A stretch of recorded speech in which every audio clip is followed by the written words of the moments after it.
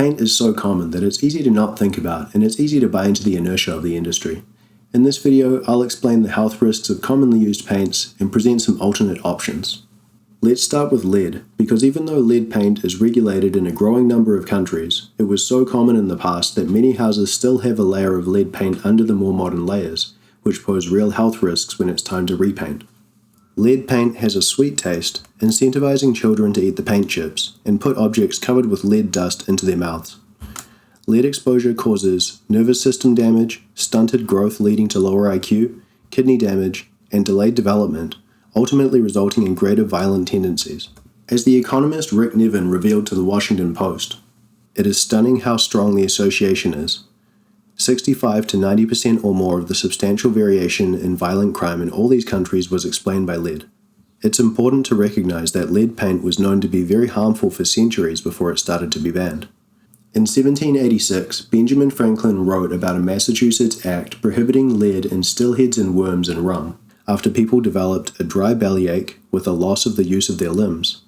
It's now 238 years since he wrote that, and the majority of countries still haven't banned it.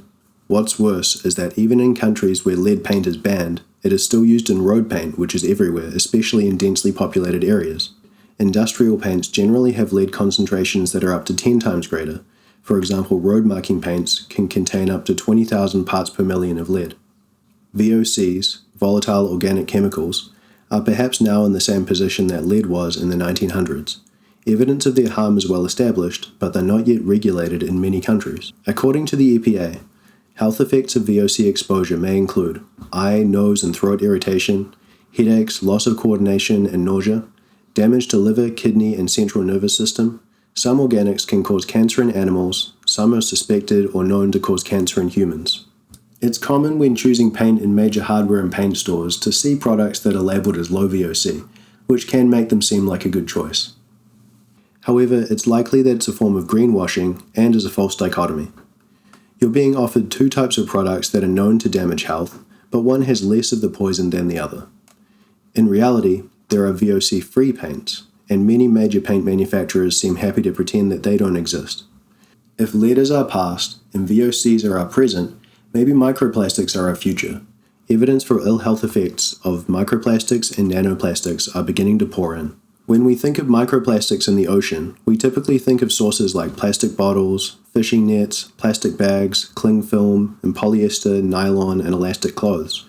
But the number one source of ocean microplastics is paint.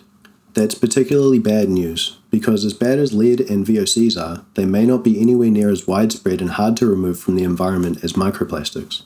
The health effects of microplastics appear to be many, and the area is still relatively under-researched. It seems every few months a new risk is identified, like this one from Nature. People who had tiny plastic particles lodged in a key blood vessel were more likely to experience heart attack, stroke, or death during a 3-year study. And this one from Harvard Medical School's Microplastics Everywhere article.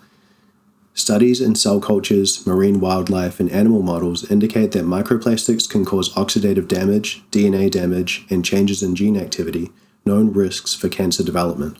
Recently, The Guardian's article, Microplastics Are Infiltrating Brain Tissue, had this to say. The researchers found that 24 of the brain samples, which were collected in early 2024, measured on average about 0.5% plastic by weight.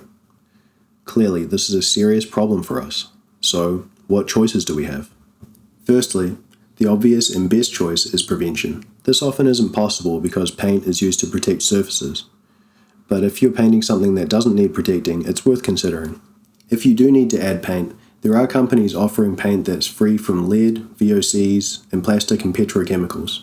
The best company I found when I looked is Natural Paint Co. They disclose all of their ingredients, which is rare, have great performance guarantees, and they ship worldwide. Other companies like Grafenstone, Earthborn, and Farrow & Ball look good too, but often they don't disclose their ingredients, so you have to decide whether to trust them.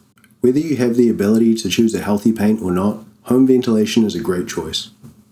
This topic deserves its own video, but briefly, all of these pollutants like lead, VOCs, and microplastics accumulate in indoor air, especially overnight when windows tend to be closed.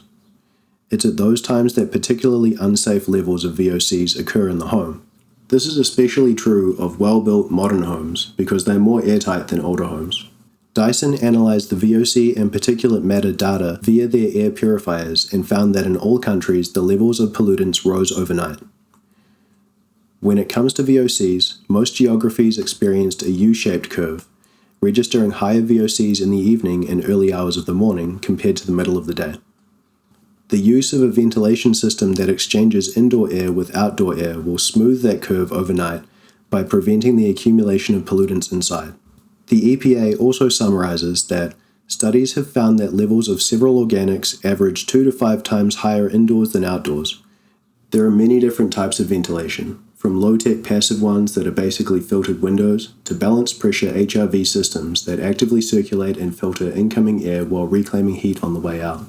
In terms of health, these are both much better than the kinds that transfer air between the house and the attic or roof cavity, because the roof cavity is often more polluted than the inside or the outside of the house. We can see a cycle happening with paint ingredients, where they are identified and banned only after they have caused widespread and irreversible damage. It's reasonable to assume that we're still in the middle of this game of whack-a-mole, meaning that more ingredients we think of as safe will be identified as harmful in the future.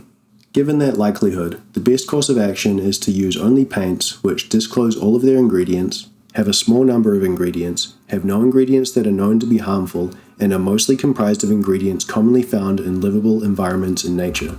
Combining that with good ventilation and filtration sets you up to greatly reduce exposure to even ingredients that aren't yet known to be harmful. Thanks for watching this video. I'd love to see any comments you have. To see the references for the claims in the video and for more content, visit klaustownsend.com.